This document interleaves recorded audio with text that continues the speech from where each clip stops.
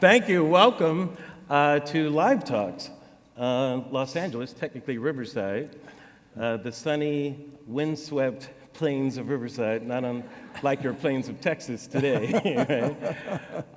And also for my podcast, Larry Wilmore, Black on the Air. Thank you so much for being here. Dan, you are both in a live talk, and you are Black on the Air. How does that feel?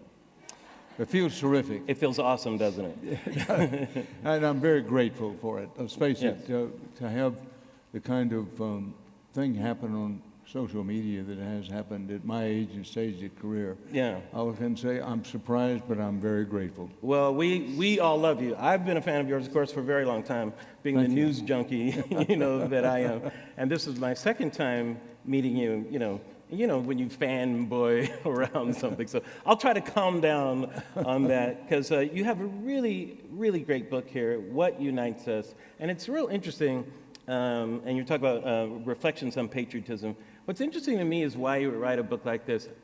Does it feel like we're not united right now, Dan? I don't get it. Does it feel kind of divisive right now to you or something? Or? No. Here's why I wrote the book. That there's so many voices who are trying to exploit our divisions. We have serious problems. And this is, in my opinion, a particularly perilous time for the country. Yes. We're walking through a fairly dark valley. But I found myself saying, when I travel around the country, and as a reporter, I like to travel, I like to talk to people. Sure. I do think the country is united around any number of fundamental values. And there's so many, as I say, so many voices preaching the gospel of division for their own, they try to exploit it for their own partisan, political, and or ideological reasons. That I found myself saying, I'd like to start a conversation about what the core values are that unite us, and also what patriotism is in the second decade of the 21st century. Yes. What is patriotism? What is your definition of patriotism? Well, my definition of patriotism is love of country to the extent that you're prepared to give your life if necessary to the country. However, mixing with the humility to know that the country is not perfect, perfection is not achievable, but it's always the distant navigational star that we're moving toward. But patriotism includes the humility to recognize that what we're about, this experiment in America, is constantly improving. Right. Frankly, we may talk about them later on, but we still have really deep and abiding problems with racial justice, inclusion. We have big problems with guns. But we have these values that go all the way back to the founding of the country. Good time to remind ourselves about those. But with patriotism, that's patriotism, which is separate from nationalism. Nationalism. And I encourage anyone that needs a reminder, just look up the two words in the dictionary. Yes. There's a different definition of patriotism and nationalism. Now, they do overlap in that nationalism has to do with love of country, but we know from history, this is one of the points I wanted to make in What Unites Us, we know from history the dangers of extreme nationalism. Extreme economic nationalism during the 1920s led to the Great Depression. And extreme racial nationalism, called Aryan nationalism, led to Adolf Hitler. Yeah. That is the road when it starts with authoritarianism at the top, then goes into extreme versions of nationalism, and the next step is nativism, and beyond that is tribalism. Now in this country, if we ever descend into strictly just tribalism, then our system of government is finished. Now we're not at that point, but you can see the beginnings of that trail. Yeah. So all the more reason to say now, patriotism, nationalism, be very skeptical of this talk that we need to move away from traditional patriotism and to nationalism. That's dangerous for us. Great. And does it feel like, and you say we're dangerously close to nationalism right now. Where does jingoism come in on this scale? Is it closer to that, or is it actually nationalism? No, jingoism is closely allied with nationalism. Right. And jingoism sort of, this is the offhand definition, would be the... All of my definitions are offhand, by the way.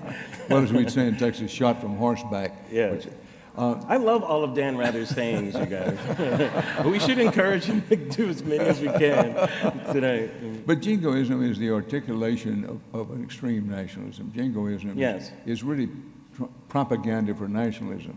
Does that ring a chord with what you've been hearing some in this country lately? Yeah, yes. It's very disconcerting right now, you know, and to me, I always try to make a distinction when I think of patriotism between patriotism and criticism. I always feel like people conflate those two. You know, I feel like criticism is a necessary part of having a healthy country, but it doesn't necessarily have to be conflated with patriotism, because people feel if you're being critical of the country, you're being unpatriotic.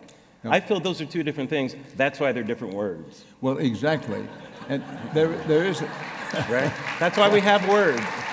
Absolutely.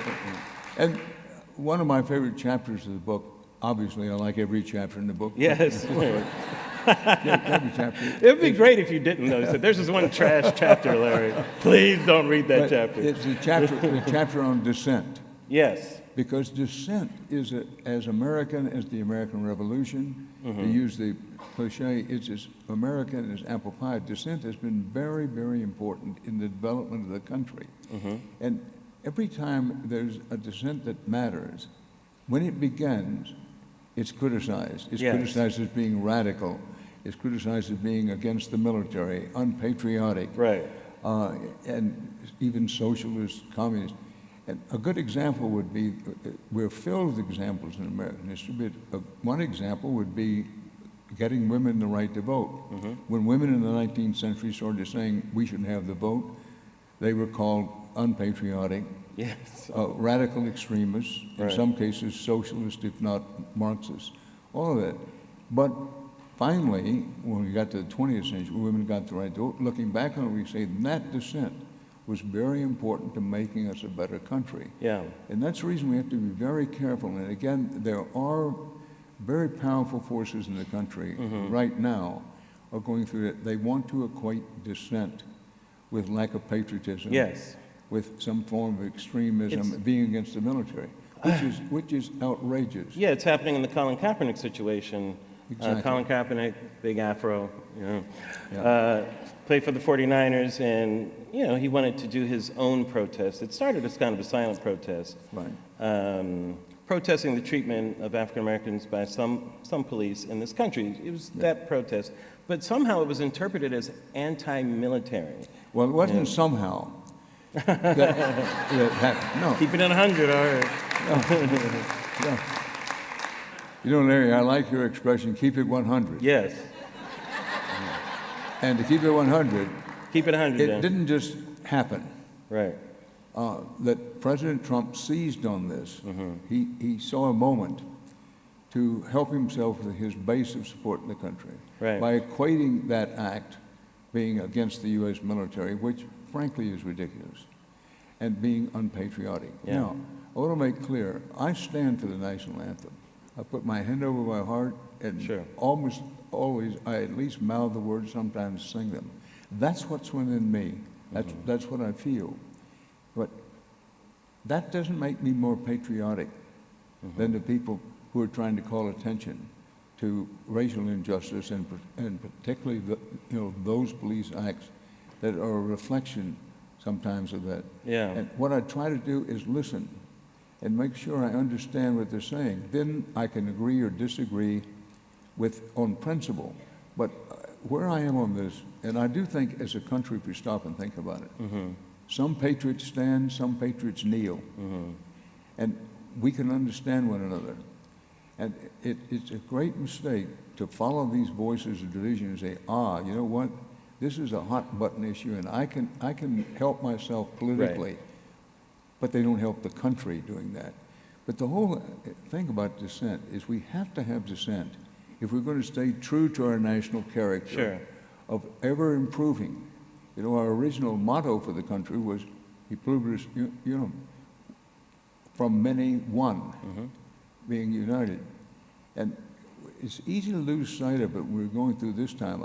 Look, I travel around and talk to people. There are a lot of people who really are not just fearful, but feel a certain terror Yeah. right now.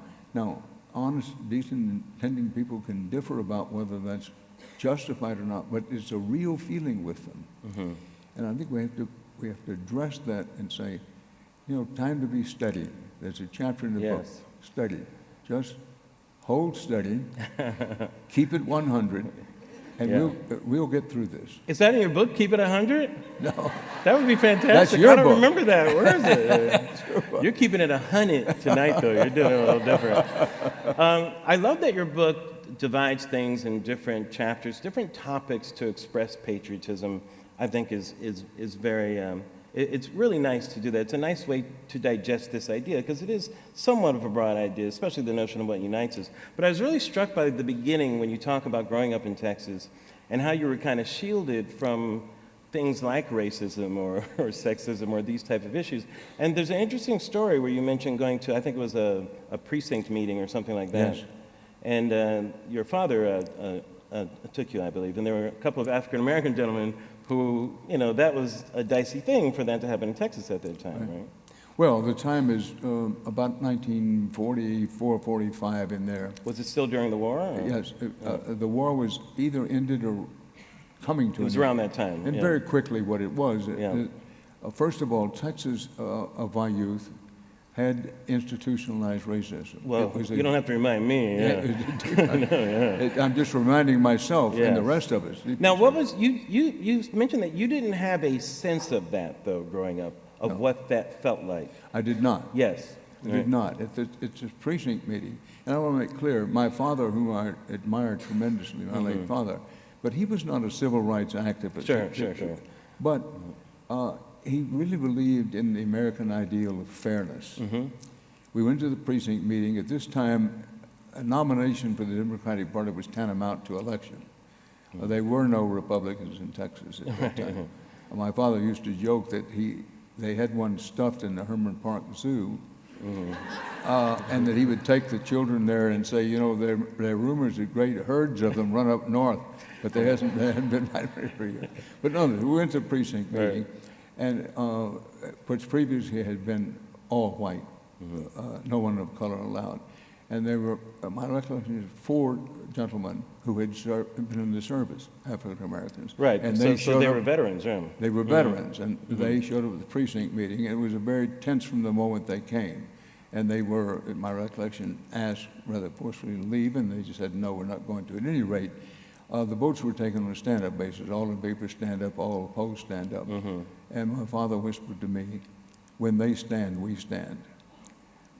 Because they were outvoted, of course, at every turn. Right. And it was a tense meeting. I thought it might break into a fist fight. It didn't. But it made a deep impression on me about when they stand, we stand.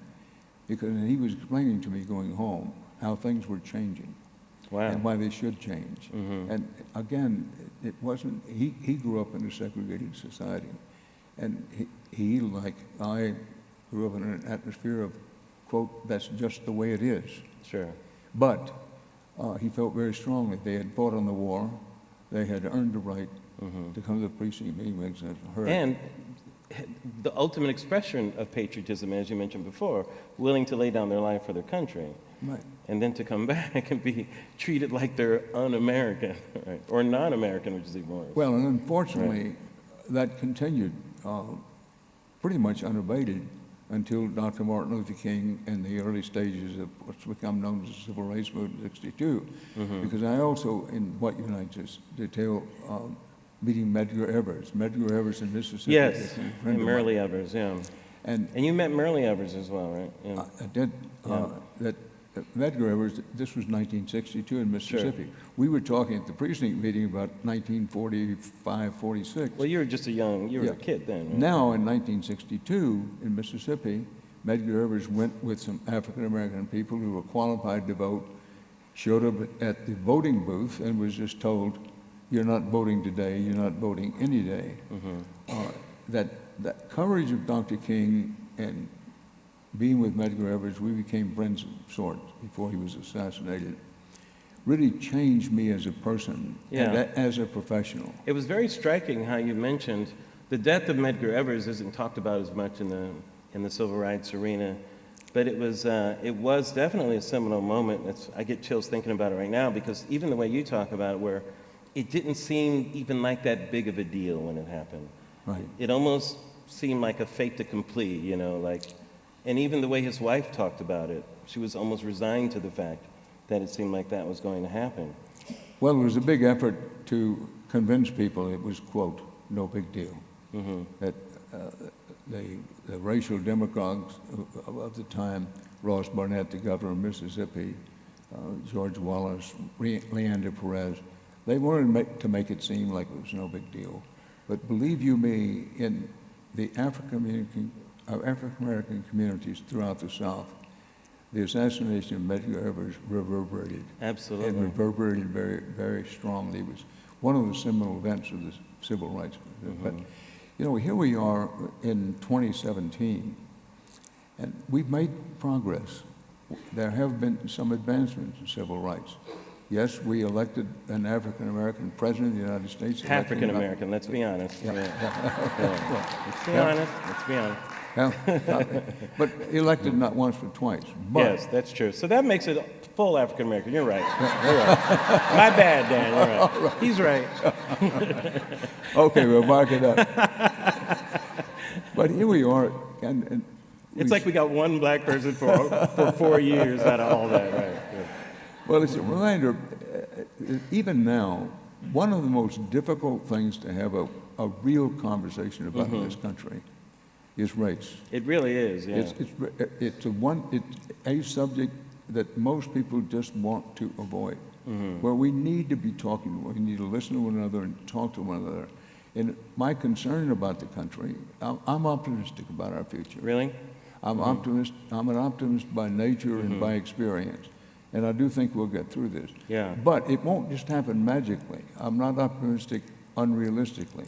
Yeah. I consider myself a realistic optimist, that we have to make it happen. And one way we can start is having real conversations about our racial problems. It's one of those things people like to dance around. Another, frankly, it's very hard to have a conversation about guns in this country. Absolutely. But race is the most difficult conversation to have, and in my opinion, the most important conversation. Yeah, and you quoted Dr. King when he was referencing Vietnam. Before King was assassinated, you know, he didn't have quite the ear that he had maybe a few years earlier. Right. He started talking about Vietnam, he started talking about economic injustice, some of these things. They had a Poor People's March, or a Po People's March, they called it back then. And you quoted him, and he talked about moving beyond the prophesying of a smooth patriotism to a firm dissent based upon the mandates of conscience and the reading of history. What do you think he meant by smooth patriotism? I think he meant by smooth patriotism, and far be it from me to go very far in the direction of trying to interpret Dr. King. But I think what he meant by that, smooth patriotism is, let's don't make anybody uncomfortable. Let's be patriotic, but let's just smooth over, if you will, the rough spots, the very difficult spots. I've mentioned two tonight. I think that's what he meant. It meant that what we need is a more protean patriotism, in which we talk about our vulnerabilities, talk about our mistakes, talk about where we need to improve. And that's where you talked about, if you move to a patriotism of real conscience, that's what I talked about before, conscience and humility, in which you say, I'm very proud of the country. It's a great country and we are great people, but we have these problems, and for my children and their children, I want to make it a better country. I think that he was trying to put the difference between just saying, saluting the flag, saying the Pledge of Allegiance, singing the anthem is enough. That's smooth patriotism. Right. But what he was calling for was something willing to take risk. Dr. King took risk, and when he came out against the Vietnam War, it gave a lot of his deep hating opposition an opening to say, you see, he really is not a patriot. Yeah. And it gave them an opening. He took that risk, and in many ways he lost the risk. As I write in What Unites Us, I think I always knew, and he always knew, Dr. King was not a perfect person. No, of course not. But he was as brave as any person I've ever seen. Yeah. And keep in mind, I've seen people on battlefields, because He walked moment to moment on the razor's edge of death, and he knew it. But after he spoke out against the Vietnam War, the target on his back got bigger. I think so, yeah. And from that moment on, I found myself saying, it's only a question of not much time, and indeed there wasn't much time. Yeah, and speaking of Vietnam, now, you were also, finding your oats as a reporter, let's say, during the 60s. In fact, I'm a student of some of that history. JFK assassination, I've seen clips of CBS News covering it, and there's a young Dan Rather reporter from Texas reporting from Dallas, Right. and you were right there on the scene. You were in Dallas when that happened. Well, I was in charge of our CBS News coverage of the president's trip to Texas, which was supposed to be a routine trip. Otherwise, I would not have been in charge of our coverage. Yes, right. Yeah, no one thought anything of it. Yeah. That's amazing. And you kind of went through a period where the press it really seemed to be under attack a lot during the 60s because of the coverage of the Vietnam War. It was like the first war that was on television, let's say. Even, did you have a sense during that time that there was a target maybe on the backs, not a literal target, but on the backs of U.S. press during that time? And do you think you were seen as non-patriotic during that period? Or? Well, first of all, it started with coverage of the civil rights movement. Yeah. When I first started covering for CBS News the civil rights movement, we were regularly called and threatened the, quote, colored broadcasting system, in some cases the communist broadcasting system. And it was, I don't want to be overly dramatic about it, but it was dangerous to be a reporter in many of the datelines of the South of the early 60s. So there was that criticism and threats of the press. Different from today at that stage, none of the criticism came from the President of the United States.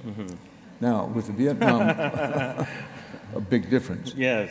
But with the Vietnam War, yes, as the war went on and it became increasingly apparent that what the journalists were reporting as the realities on the ground were at such variance with what the leadership was saying the situation was, that there were efforts to intimidate the press by saying, these young reporters are unpatriotic. They really are anti-military. Yeah, because it almost seemed like the press's job before that was to be almost a propaganda arm of the government, rather than, Well, exactly. keeping it But behind it. I think it's worth reminding ourselves, and it's one of the points I'm making, what unites us, that this is a bad time, but we've been through bad times before. When people say, have we ever been this divided before? Well, we were a very divided country during the 1960s, over civil rights, over the war. Remember, there were race rights, really large race rights in many cities during the 60s, particularly 68 convention was a big deal. Convention.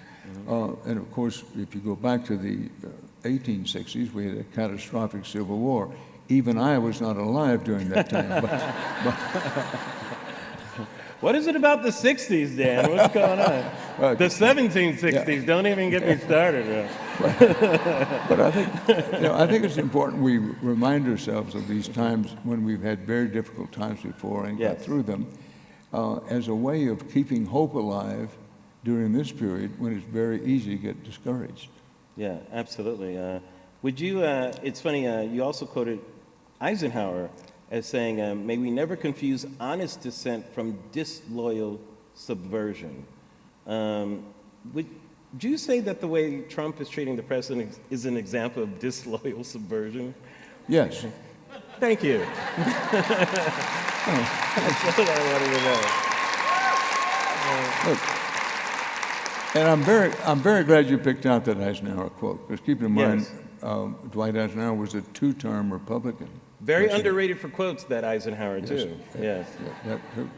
But it applies to today to keep that in mind, to not confuse a dissent, conscionable dissent,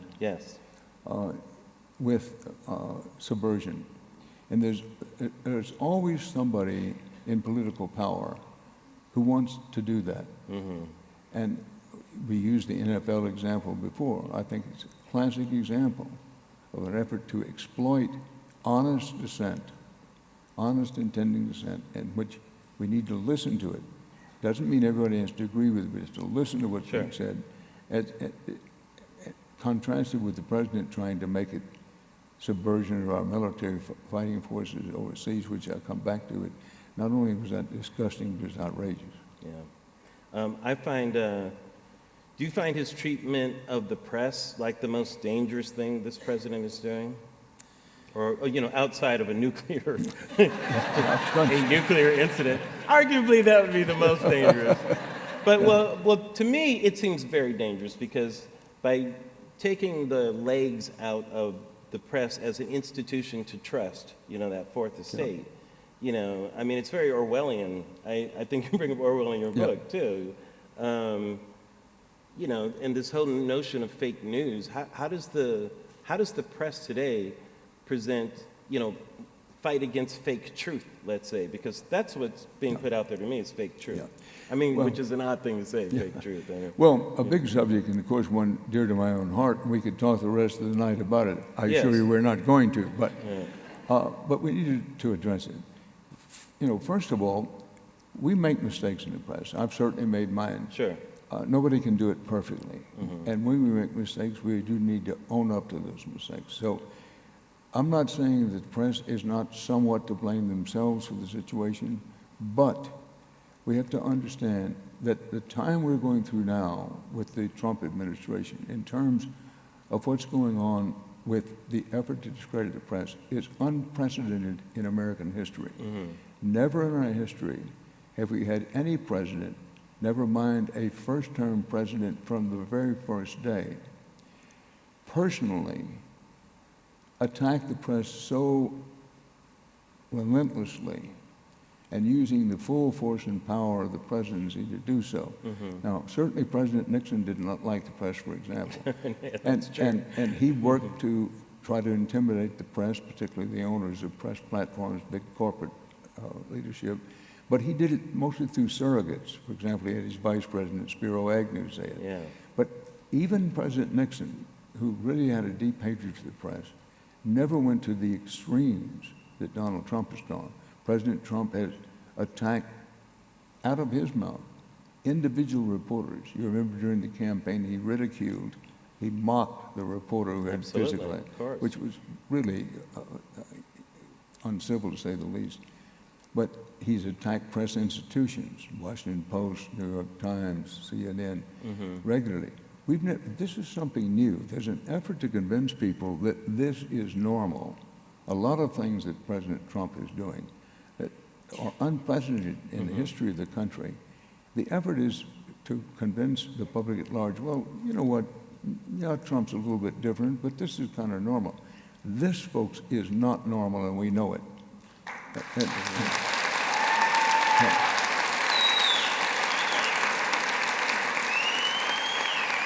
And I do think that a consensus is forming in the country, even among some, maybe many of the people who supported President Trump. Not that they're turning against him, but a sense that we're better than this. We Americans are better than this, what we're doing. Yeah. I mean, you would hope someone would say, at long last, sir, have you no decency at some point. Well, I wouldn't be surprised if that's not what a lot of people are thinking. But I do want to emphasize with what unites us, the book. I tried hard in the book to make it not a screed against President Trump. Sure. His name is not even mentioned in the book. He referred to Yes. Well, but someone asked me the other day, had I sent a book to President Trump for him to read? Yeah. Well, to read. I do. You can put his KFC on it, maybe on Air Force One. Well, I appreciate you raising that, Larry, because while I do think that the president and Steve Bannon and some of those around him and any supporter of Trump could read the book, not that they're going to like everything in it, we'd get something out of it. But we're told that President Trump, how should we say that, is not a big reader of books. So I was going to ask your advice. Yes. Give him a small book. There is an audio version of this book. Yeah. Perhaps I should send him the audio version of the book, which I read. I don't know, the attention span is really, really short. It's really short. There better be music. Let me ask you this then. Okay, and I'm trying to be as fair as possible with this question, okay? Do you think Donald Trump is a narcissistic sociopath who is a threat to the safety and security of the free world, or, I'm being fair, or is he just stupid? Which one do you think? Which one? Seriously. It's one or the other. No. Okay, let me be fair. But is he just harmless? Am I reading too much in it? Because he does have a lot of support. He has a lot of people. He has a lot of people that think what he's doing with the press and the way he's answering the press, especially through Sarah Huckabee Sanders, is a patriotic act. That he's speaking for the people that don't have a voice. This is what a lot of people think, right? Well, I am going to come back to your question, but on this latter part, Yes. Answer the first question. he represents, well, as to the first question, obviously, you know, I'm not a psychologist or psychiatrist. I mean, you use those, what we call in Texas, 12-cylinder words. Those big falutin words like stupid, we don't use them words. But I will say this. Yes. No, Donald Trump is not stupid. I think it's a mistake. He benefits by people underestimating him. I've known him. I'm not a close friend of his, never been, but you know, lived in New York, knew him through the 80s and 90s. And Donald Trump has always had, Ryan, he has a certain cunning shrewdness about him.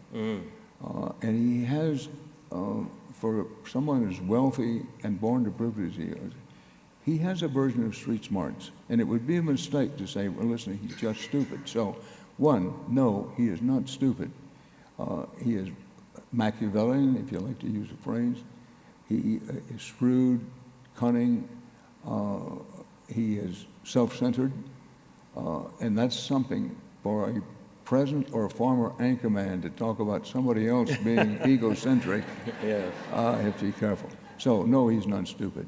As to the first, those medical terms, I don't know if you're qualified to say it, but I will say this. His words and his action, and particularly the tone and temper of the presidency, as he's right, is dangerous. It's dangerous to the survival of the country. Yeah. About that, I don't think. But, you know, here is where my optimism shows through. And again, it's not an unrealistic optimism, Larry. That Americans, we have our faults, and we're not good at everything. But by and large, as a people, as a society, we're pretty good at separating bullshine from brass tacks. And I think people are beginning to do that increasingly with President Trump. Sure. Now, you mentioned nuclear. You know, is attacking against the press the most dangerous thing he does? No. I think the two most dangerous things that he does is, one, try to exploit the divisions in the country by such things as trying to give false equivalency to neo-Nazis, Right. and citizens who are dissenting, protesting peacefully, to give his wink and a nod to the Ku Klux Klan. The Ku Klux Klan, I mean, this is a real and present danger, and we shouldn't underestimate it. Now, there's the larger, very complicated dangers of he alone can fire nuclear weapons. And I don't want to cast a pall over this session, but I'm a little concerned that many people in the country don't realize how close to a war we are with North Korea. Right. I'm not predicting it will happen. I will say that it's the closest we've been to a war on the Asian mainland since the Vietnam War. Yeah. And keeping in mind that Afghanistan is a subcontinent. But nonetheless, I have two grandsons now, one's 20, one is 16. And if indeed we were to go to war with Korea, they would both have to serve. And I think about it a lot. The Korean situation, Donald Trump did not create the Korean situation. He inherited this situation. But I do think he has exacerbated it by some of the things he says.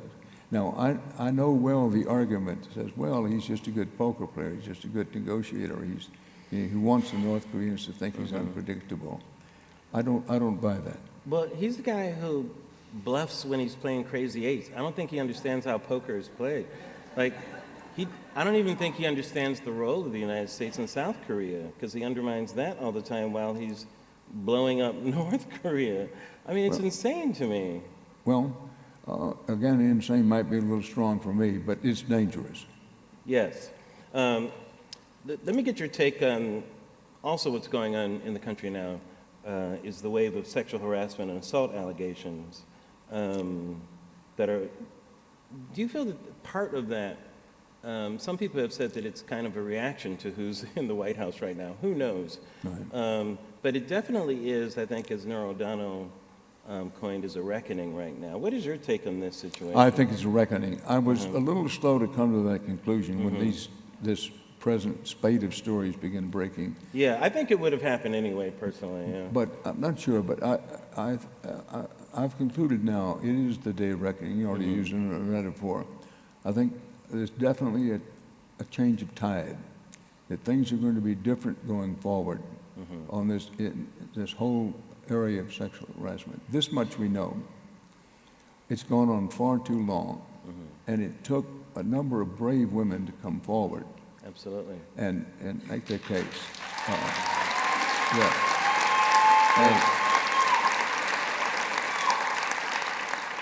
What I'm a little concerned about is there be a tendency, as the tide turns, we've already seen there's a concentration on named people, celebrities, well-known people. Well, this problem is deep and abiding in the society.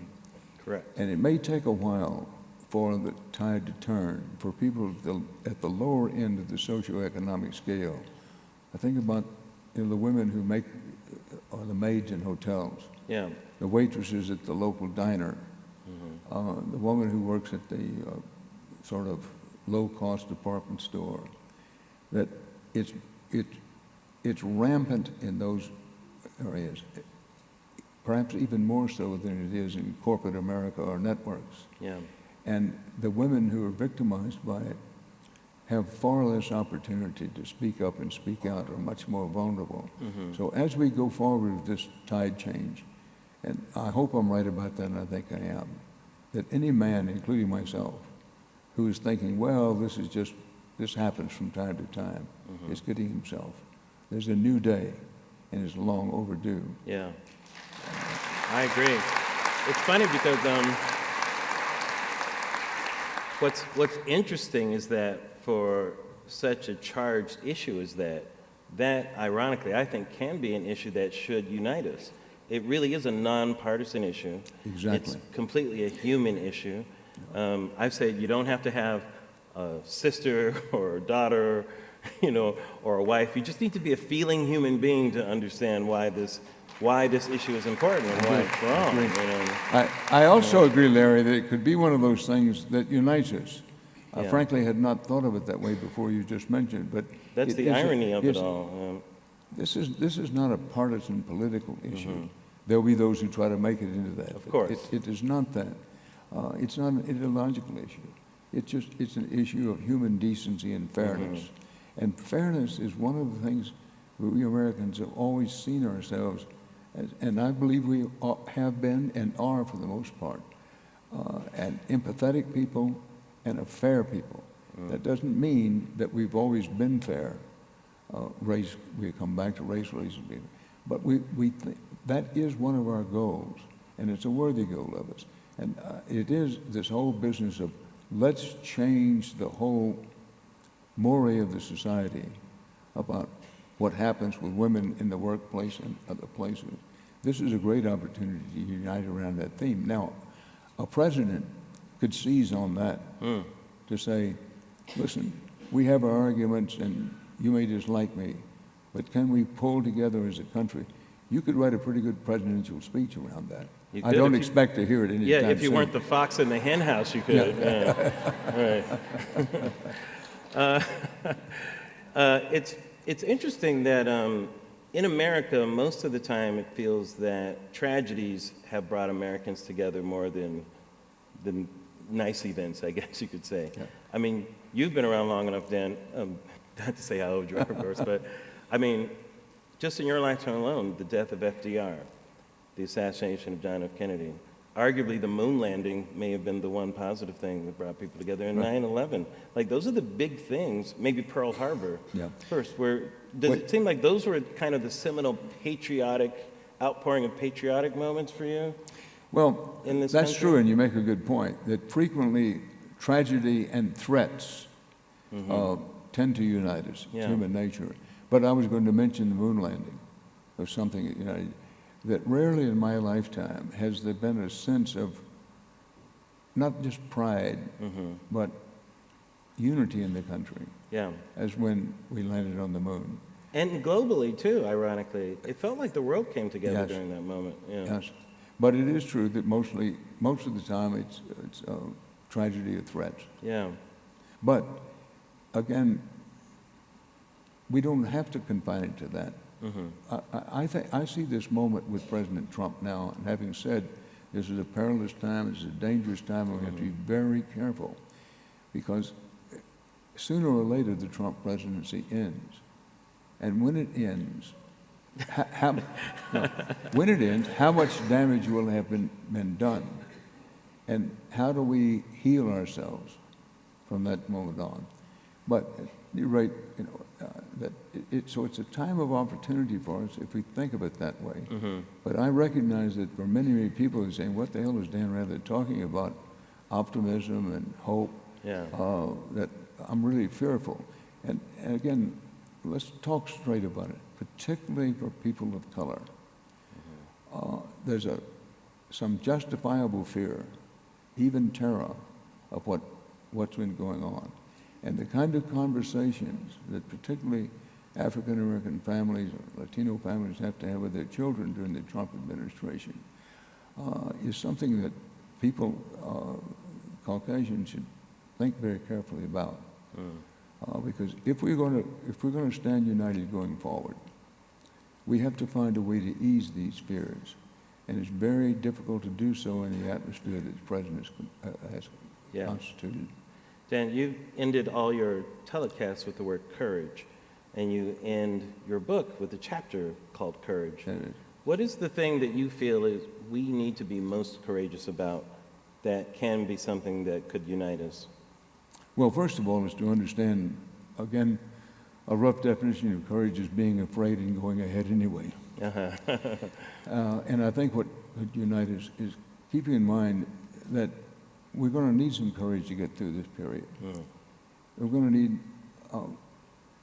individual courage, the kind of courage that says, you say to yourself, I'm going to get up this morning and I'm going to help one other person this day. I'm going to have the courage to get up and dedicate myself to helping one other person. And after I do that, I'm going to do one thing to help my community. This is small courage. It's the tiny acts of courage, the cumulative effect that often makes difference. Sure. You know, I have seen courage in any number of forms, having mentioned Dr. Martin Luther King and Medgar Evers. Without being overly dramatic about it, I've seen people on the battlefield who charge a machine gun nest, do all kinds of heroic things. But there is a quieter kind of courage, which I've just described, which there's a great need of today. There's also the courage to get active. I've heard people say all the time, what can we do? And they're speaking of, they want a political change. Well, let's see clearly, let's remind ourselves. If you want political change, if you don't like the mayor, you don't like the governor, you don't like the senator, you don't like the president, there's a solution for that. Get active, stay active, organize, help organize, get yourself and get people to the ballot box, because that's the ultimate decider here. As the Washington Post commented a few weeks ago, the best revenge is best served at the ballot box. That's the way to do it. Yes. Very nice. As I mentioned before, the chapters in your book are separated into different topics. One of them is on the arts, which I found interesting, my field, of course. And I know sometimes you have a passage that you like to read. Would you do us a favor and read a passage? I will. Thank you, Larry. Would you like to hear Dan Rather read a short excerpt? Thank you, Larry. Sure, that'd be great. this will be mercifully brief, but I will say that I wanted to read this because we're in a performing arts center, Yes, for one thing. there you go. And, So you have to do it very Shakespearean then. You have to if I can find my place here, if I can't find my place, we'll be in real trouble. While I'm looking for it, by the way, Larry, if you will do me an indulgence, please. Sure, absolutely. And I should have done this beginning. The co-author of this book is Elliot Kirshner, whom Yes. I worked with at CBS and have worked for many years. And he is in the audience tonight. He came to see you. Elliot If you can give Kirshner. Elliot Kirshner. Where is Thank he? you, Elliot. Yes. Very, you've worked with Elliot for quite a while now. Right? I have. I worked Yes. him at CBS for many years, and Yes. he joined me. I have a news operation now called News and Guts, newsandguts.com, and he's been very key in that. Well, thank you, and thank you, Elliot. Well, since we're in a performing arts center, this is in the chapter entitled The Arts, and for those of you who may be following along in your hymnals, it begins on page 159. Right. Quote, art should not be about impressing others, whether you're an individual or a nation. Art is about engaging in a candid dialogue with yourself. We now understand that the great American story is not confined to history books or political speeches. It is sung and danced and dramatized and turned into verse. It is painted and sculpted, written and filmed. Artists may not swear an oath to serve in government or the military, but they swear an oath to freedom of expression that is no less worthy. Our art has been, like our country, boisterous and contagious and gloriously distinct. It has expressed euphoria, shame, and outrage. It has been exalted, and it has felt the sting of suppression and marginalization. It has been misunderstood. Perhaps most important, our art has been wonderfully diverse. Our corporate boardrooms do not fully represent America, neither does our Congress, Supreme Court, nor certainly those we have elected to the presidency. But our artistic community represents the United States in all its multiple wonders. Yeah. Oh, good. And speaking of art, you're all looking at an American Rembrandt, Mr. Dan Rather. Thank you. Yes. Thank Dan, you. would you like to take some questions? Sure. Why don't we open it up for some questions that you may have for Dan, or for his book, or for about art? Whatever it is. Thank you, Larry, and we received well over 100 questions. What? One way to make sure your question gets asked is to reference your 10-year-old and then say you're bringing your 10-year-old tonight. So here's the question. Our 10-year-old understands the polarizing political climate. What advice would you give him as he navigates his way through adolescence in today's America? What advice would you give your 10-year-old to navigate his way through today's America? Good luck. Well, first of all, my grandsons, I mentioned, one is 20, one is 16, but for a 10-year-old, it would be the same. Well, first of all, I would say to him, never lose your idealism. With a 10-year-old, you might have to talk about what idealism is. Mm-hmm. But there's so much in the world, such a heavy undertow towards cynicism. And cynicism, I tell the 10-year-old, cynicism must be avoided. Never lose your idealism. That's one thing I would say to him. And the other thing I would say is believe in yourself, believe in your country, and find your passion in life. Yeah. That's about the sum of a short version of what advice I'd give. But I'd be a poor person to give advice to anybody, as many mistakes as I've made in life.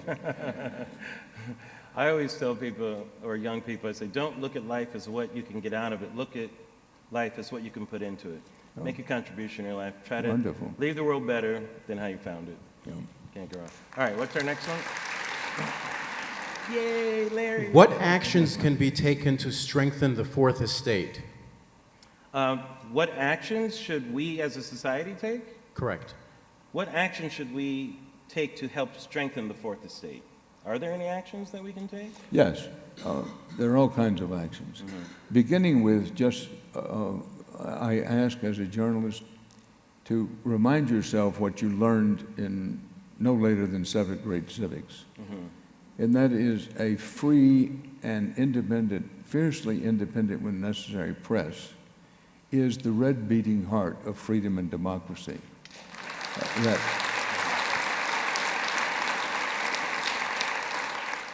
The press's role of being part of the system of checks and balances on power is absolutely essential. And almost every president has acknowledged this, present accepted.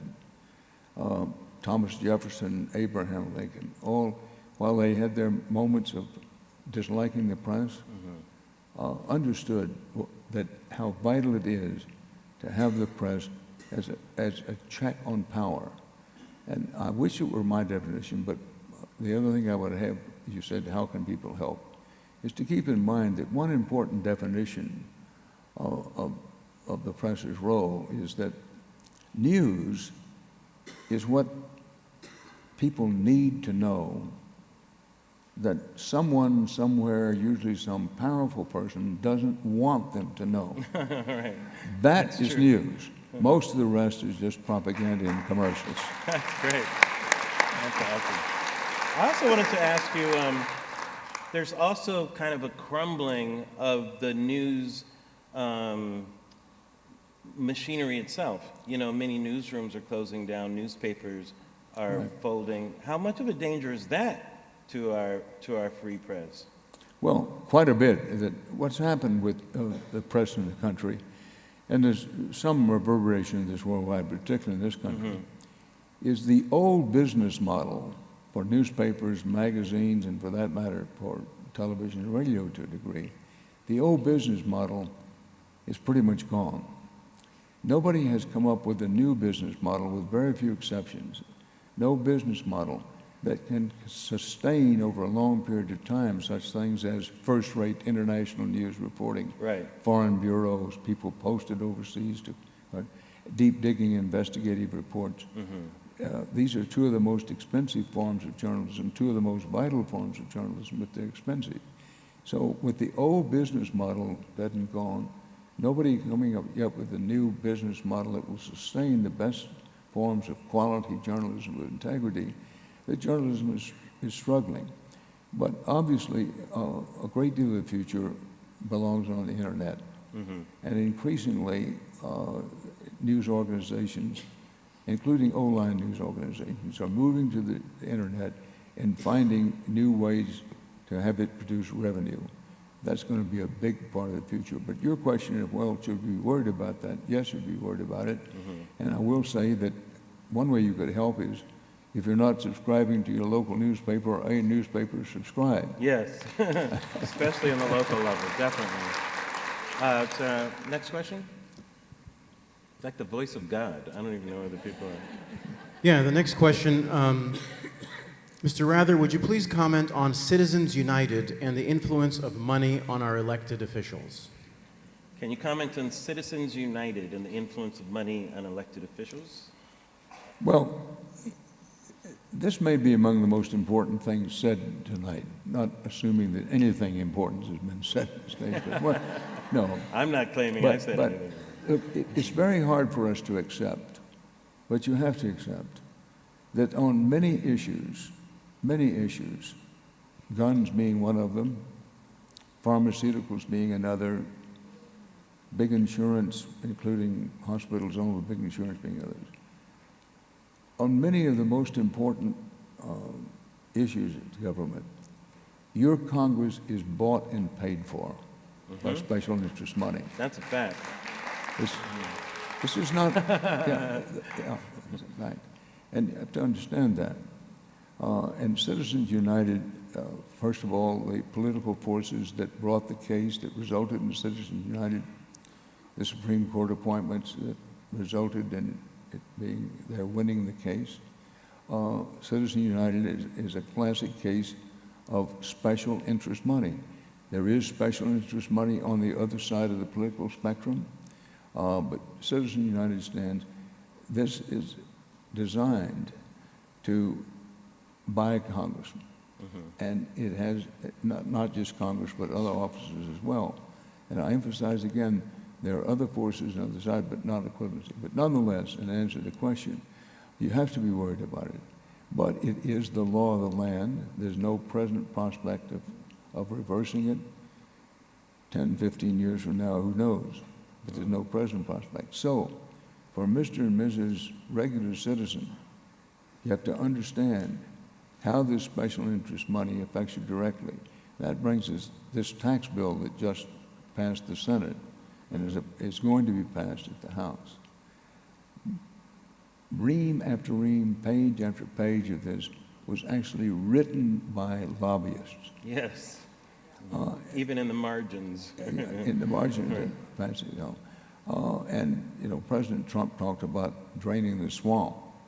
Well, this tax bill is as it stands, is a prime example of a swamp coming alive, and it will have far-reaching consequences.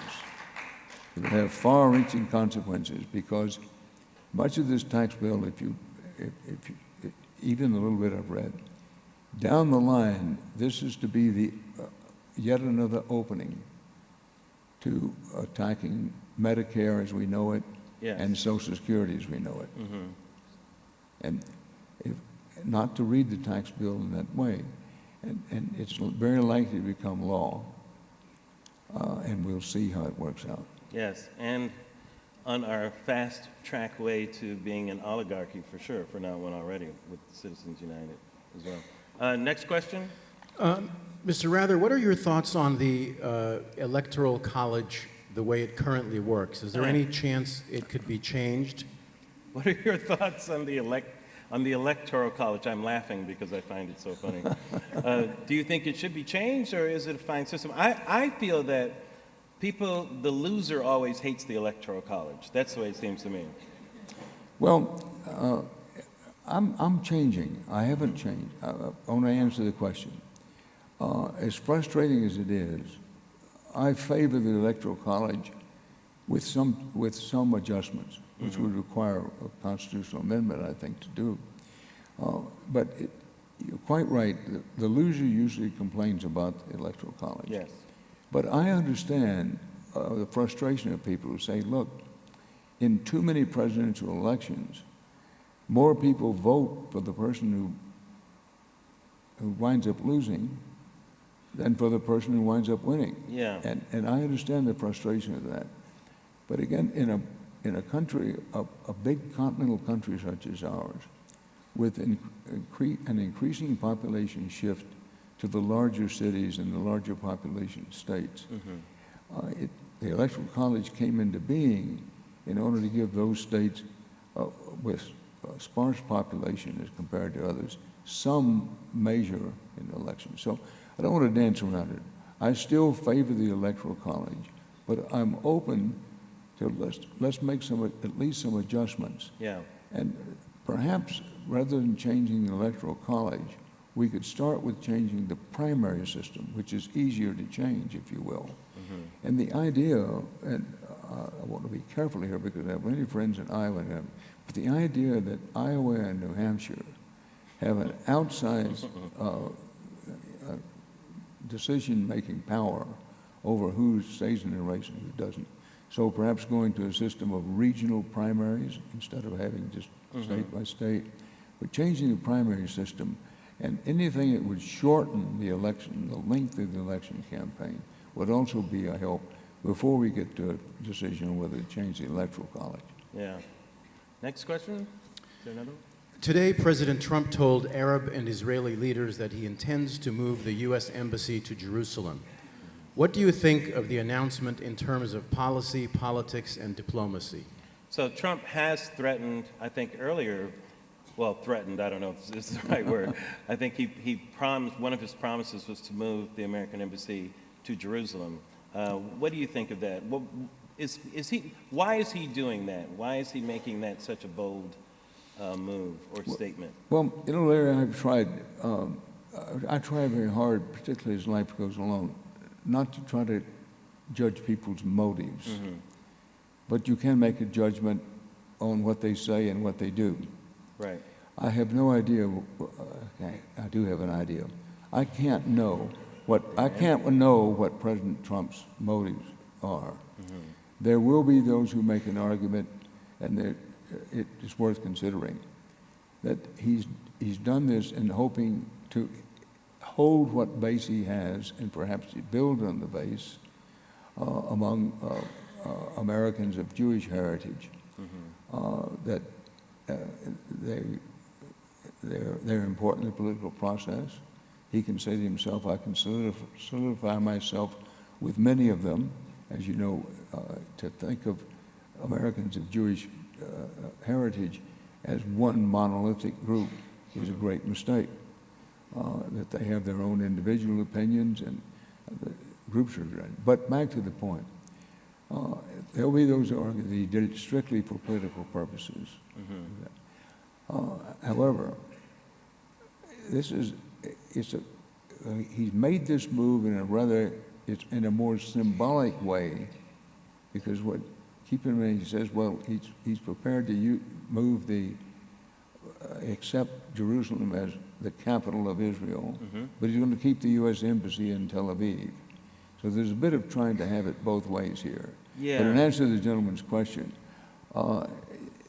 this is probably, it got buried a little bit in today's news developments, but depending on how adamant President Trump is mm-hmm. about not only switching symbolically and accepting Jerusalem as the capital of the country and moving the embassy, this will reverberate throughout the Arab world with Sunnis and Shiites alike. Yeah. And certainly has the potential of making any dream of peace with Israel and its neighbors a far-fetched dream. Well, the problem with Trump, too, if it was a thoughtful move, or if I thought there was a real strategy behind it, it might be easier to dissect from a logical standpoint. But I think all of his motives are based on who likes him, you know? And he knows that Bibi Netanyahu likes him, so that's like as far as the thinking goes, I think, you know? As soon as he says something against him, he'll hate him, he'll be his mortal enemy, you know, and he'll change his mind. I really believe that that's how he operates. He operates on that type of a level. Well, a case can be made that you're right, but I will say... He was friendly with Kim Jong-un for a hot second there, when where he mentioned that, I might meet with them and use some respectful words even. And then as soon as Un says something horrible, which of course he's going to do, now he's his mortal enemy. He's like a 3-year-old, Dan, is what I'm saying. Well, and I hear you, brother. Yeah. Like, why are we trying to figure this out? It's so easy. Okay, anyhow, next question. Mr. Rather, if you could ask one question of President Trump and get an honest answer for him, what would that be? The second part is tricky. If you could ask one question of President Trump and get an honest answer, second part is tricky. What would that question be? You're Dan Rather, you're back at the White House, asking President Trump. My guess is that you're more likely to see Fidel Castro ride through here on a giraffe than you are.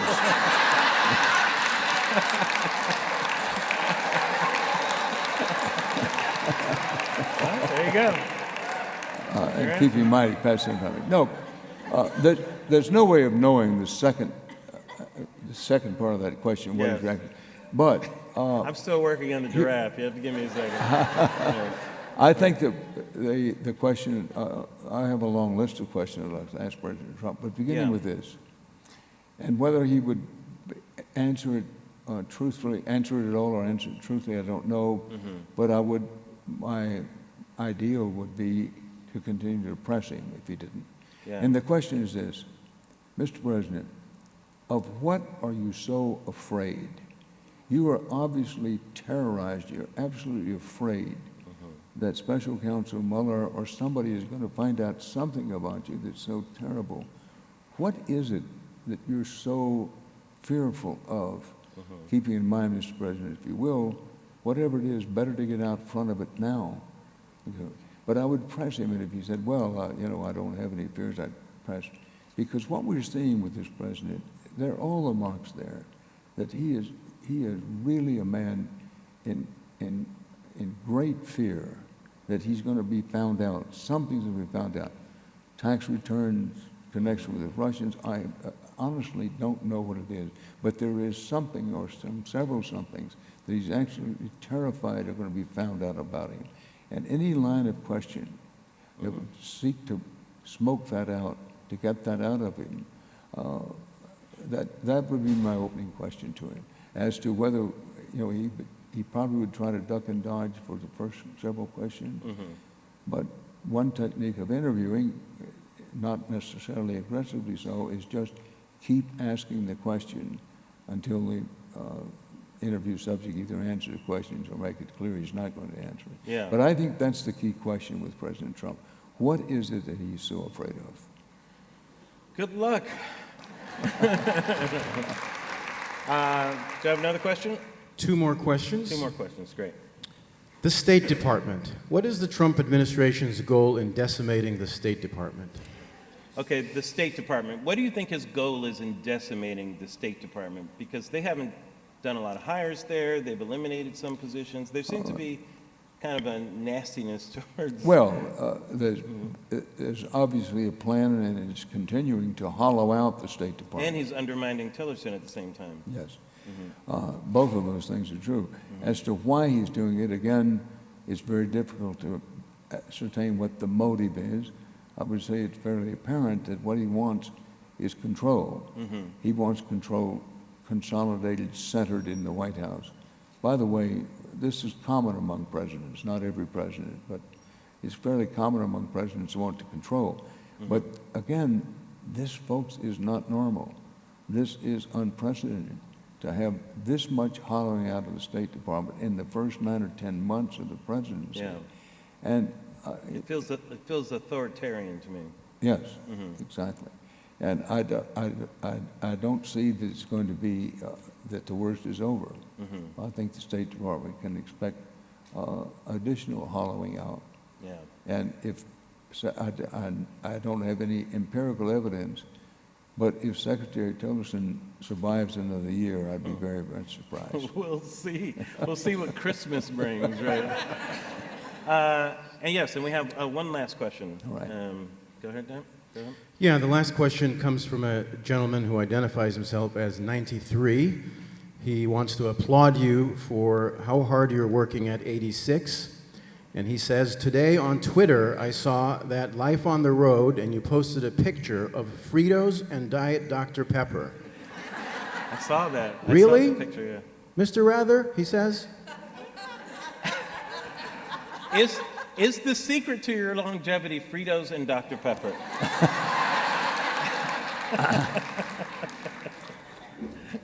Yes. Yeah. There you have it. Well, I think we have finally landed on what unites us, Mr. Rather. I really want to thank you for spending this time with us. I know the people of Riverside are very happy that you came by. Also, love to thank Live Talks Los Angeles and for appearing on Larry Wilmore Black on the Air. How about one more round of applause for Dan Rather, everybody? Thank you. Thank you very much.